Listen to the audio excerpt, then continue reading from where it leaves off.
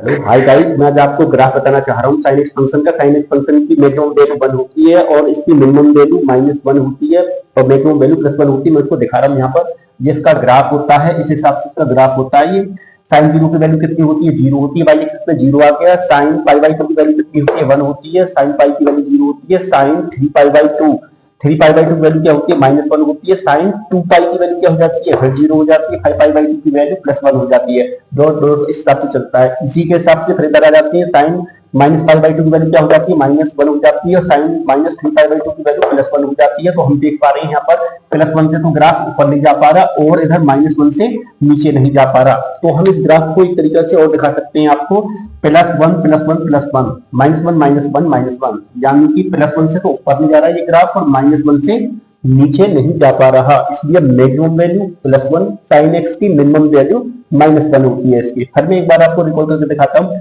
Sign 0 0, sign π/2 यानी कि sign 90 +1, sine pi यानी कि साइन 180 0, साइन 180 के बाद में तुम्हारे इसमें 90 और जोड़ दिया, साइन 270 -1 हो जाता है। 270 हो गया 270। फिर यहाँ पर साइन 2 पाई फिर 0 हो जाता है। ऐसे ही नेगेटिव वाले एरिया में साइन -π/2 माइनस भरा जाता है कितना? -1।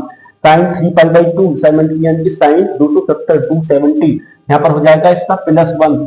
इसी प्रकार ये घटता बढ़ता इसी प्रकार से ऑसिलेट करता रहेगा ये। इसी हिसाब से +1 इसकी मैक्सिमम वैल्यू और इसकी मिनिमम वैल्यू -1। थैंक्स। सब्सक्राइब जरूर करते जाएं चैनल को।